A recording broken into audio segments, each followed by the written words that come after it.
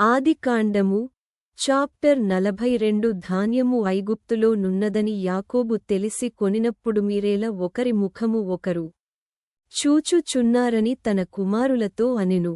మరియు అతడు చూడుడి, ఐగుప్తులో ధాన్యమున్నదని వింటిని, మనము చావక బ్రతుకునట్లు మీరు అక్కడికి వెళ్లి మనకొరకు అక్కడనుండి ధాన్యము కొనుక్కొని రండని చెప్పగా యోసేపు 10 మంది అన్నలు ఐగుప్తులో ధాన్యము కొనబోయిరి. అయినను ఇతనికి హాని సంభవించునేమో అని యాకోబు యోసేపు తమ్ముడగు బెన్యామీనును అతని అన్నలతో పంపినవాడు కాడు. కరవు కనాను దేశములో ఉండెను గనుక ధాన్యము కొనవచ్చిన వారితో కూడా ఇశ్రాయేలు కుమారులును వచ్చిరి. అప్పుడు యోసేపు ఆ దేశమంతటి మీద అధికారియయ్యుండెను. అతడే ఆ దేశ ప్రజలందరికిని ధాన్యమమ్మకము చేయువాడు గనుక యోసేపు సహోదరులు వచ్చి ముఖములు నేలను మోపి యోసేపు తన సహోదరులను చూచి వారిని గురుతుపట్టి వారికి అన్యునివలె కనబడి వారితో కఠినముగా మాటలాడి మీరెక్కడనుండి వచ్చితిరని అడిగెను. అందుకు వారు ఆహారము కొనుటకు కనాను దేశము నుండి వచ్చితిమనిరి. యోసేపు తన సహోదరులను గురుతు పట్టెను గాని వారతని గురుతు పట్టలేదు. యోసేపు వారిని గూర్చి తాను కనిన కలలు జ్ఞాపకము చేసికొని మీరు వేగులవారు ఈ దేశము గుట్టు తెలిసికొన వచ్చితిరని వారితో ననగా వారులేదు ప్రభువా, నీ దాసులమైనా మేము ఆహారము కొనుటకే వచ్చితివివు. మేమందరము ఒక్క మనుష్యుని కుమారులము. మేము యథార్థవంతులమేగాని నీ దాసులమైన మేము వేగులవారము కామని అతనితో చెప్పిరి. అయితే అతడులేదు, ఈ దేశము గుట్టు తెలిసి కొనుటకై వచ్చితిరని వారితో అనెను. అందుకు వారు నీ దాసులమైన మేము 12 మంది సహోదరులము, కనాను దేశములో నున్న ఒక్క మనుష్యుని కుమారులము. ఇదిగో కనిష్ఠుడు నేడు మా తండ్రియొద్ద ఉన్నాడు. ఒకడులే. అయితే యోసేపు మీరు వేగులవారని నేను మీతో చెప్పినమాట నిజమే. దీనివలన మీ నిజము తెలియబడును. ఫరో జీవముతోడు మీ తమ్ముడు ఇక్కడికి వచ్చితేనే గాని మీరిక్కడ నుండి వెళ్ళకూడదు. మీ తమ్ముని తీసుకొని వచ్చుటకు మీలోన్ ఒకని పంపుడి. అయితే మీరు బంధింపబడి యుందురు. అట్లు మీలో సత్యమున్నదో లేదో మీ మాటలు శోధింపబడును. లేనియెడల ఫరో జీవముతోడు మీరు వేగుల వారని చెప్పి వారిని 3 దినములు చెరసాలలో వేయించెను. 3వ దినమున యోసేపు వారిని చూచి నేను దేవునికి భయపడువాడను. మీరు బ్రతుకునట్లు దీని చేయుడి.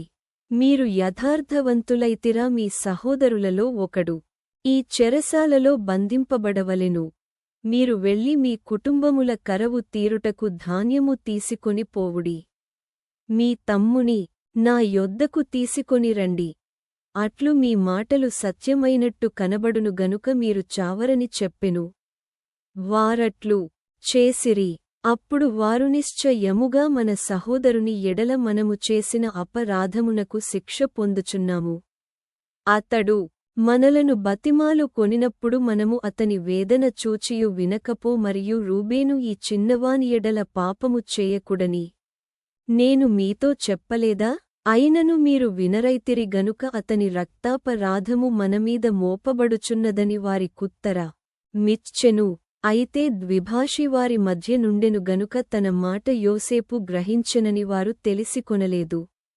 అతడు వారియొద్ద నుండి అవతలకు పోయి ఏడ్చి మరల వారియొద్దకు వచ్చి వారితో మాటలాడి వారిలో షిమ్యోనును పట్టుకొని వారి కన్నుల ఎదుట అతని బంధించెను. మరియు యోసేపు వారి గోనెలను ధాన్యముతో నింపుటకును ఎవరి రూకలు వారి గోనెలో తిరిగి ఉంచుటకును ప్రయాణము కొరకు భోజన పదార్థములు వారికిచ్చుటకును ఆజ్ఞ ఇచ్చెను. అతడు వారి ఎడల నిట్లు జరిగించెను. వారు తాము కొనిన ధాన్యమును తమ గాడిదల మీద ఎక్కించుకొని అక్కడనుండి వెళ్ళిపోయిరి. అయితే వారు దిగిన చోట ఒకడు తన గాడిదకు మేత పెట్టుటకై తన గోనె విప్పినప్పుడు అతని రూకలు కనబడెను. అవి అతని గోనెమూతిలో ఉండెను. అప్పుడతడు నా రూకలు తిరిగి ఇచ్చివేసినారు. ఇదిగో ఇవి నా గోనెలోనే ఉన్నవని తన సహోదరులతో చెప్పెను. అంతట వారు గుండె చెదిరిపోయినవారై జడిసి ఇదేమిటి? దేవుడు మనకిట్లు చేసిన వారు కనాను దేశమందున్న తమ తండ్రియైన యాకోబునొద్దకు వచ్చి తమకు సంభవించినది యావత్తును అతనికి తెలియ చేసిరి. ఎట్లనగా ఆ దేశమునకు ప్రభువైనవాడు మాతో కఠినముగా మాటలాడి మేము ఆ దేశమును వేగుచూడ వచ్చినవారమని అనుకొనెను. అప్పుడు మేము యథార్థవంతులము వేగులవారము కాము. 12 మంది సహోదరులము, ఒక్క తండ్రి కుమారులము, ఒకడు లేడు. మా తమ్ముడు నేడు కనాను దేశమందు మా తండ్రియొద్ద ఉన్నాడని అతనితో చెప్పితివియు. అందుకు ఆ దేశపు ప్రభువు మమ్మును చూచి మీరు యథార్థవంతులని దీనివలన నేను తెలిసికొందును. మీ సహోదరులలో ఒకనిని నాయొద్ద విడిచిపెట్టి మీ కుటుంబములకు కరవు తీరునట్లు నాయొద్దకు ఆ చిన్నవాని తోడుకొనిరండి.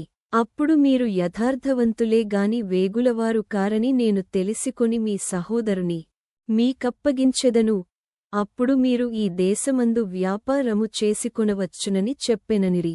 వారు తమ గోనెలను కుమ్మరించినప్పుడు ఎవరి రూకల మూట వారి గోనెలో ఉండెను. వారును వారి తండ్రియు ఆ రూకల మూటలు చూచి భయపడిరి. అప్పుడు వారి తండ్రియైన యాకోబు వారిని చూచి మీరు నన్ను పుత్రహీనునిగా చేయుచున్నారు. యోసేపు లేడు, షిమ్యోను లేడు, మీరు బెన్యామీనును కూడా తీసుకొనపోవుదురు. ఇవన్నీయు నాకు అందుకు రూబేను నేనతని నీ యొద్దకు తీసుకొని రానియెడల నా 2 కుమారులను నీవు చంపవచ్చును. అతని నా చేతికప్పగించుము, అతని మరలా నీ యొద్దకు తీసుకొని వచ్చి అప్పగించెదన. అయితే అతడు నా కుమారుని మీతో వెళ్ళనీయను. ఇతని అన్న చనిపోయెను, ఇతడు మాత్రమే మిగిలియున్నాడు. మీరు పోవు మార్గమున ఇతనికి హాని సంభవించిన ఎడల నెరసిన వెండ్రుకలు గలనా